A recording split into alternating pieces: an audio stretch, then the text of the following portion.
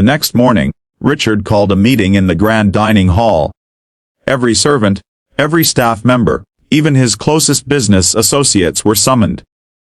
Daniel, still embarrassed from the night before, stood quietly at the back, unsure of why his father had called such an audience.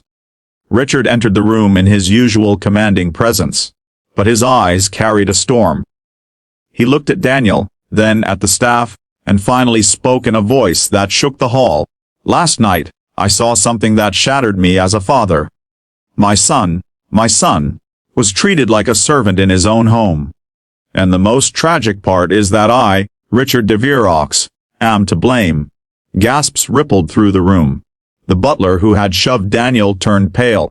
Richard continued, his voice firm yet raw with emotion. "What use is my empire if my own blood feels unwanted? What use is wealth if it builds walls instead of bonds? From this day forward, everything changes. This mansion, this staff, even this business.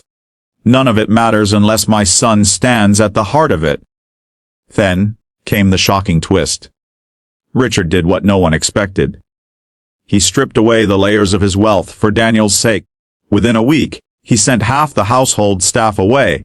Not out of cruelty, but because he wanted Daniel to learn what it meant to build a life with his father, not just live inside cold luxury. He canceled trips, turned down board meetings, and started driving Daniel to school himself. At first, Daniel resisted, confused by the sudden shift.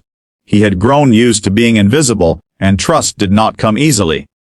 But slowly, father and son began to rebuild what had been lost. Richard cooked breakfast for Daniel, burning the eggs the first few times to Daniel's laughter. They took long walks in the city at night, no bodyguards, no limousines. Just a father and son discovering each other. The butler who had humiliated Daniel was dismissed, but not without a lesson. Richard gave him a severance package, saying, "No wealth justifies cruelty.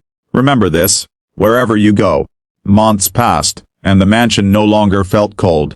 For the first time, laughter echoed in its halls, not from grand parties, but from the quiet joy of a father and son sharing moments that no money could buy.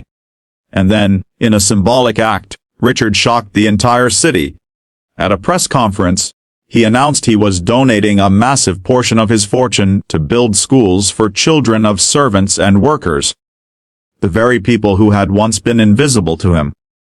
When reporters asked why, he simply said, "Because last winter, I almost lost my son, and in that moment, I realized love is the only wealth that matters."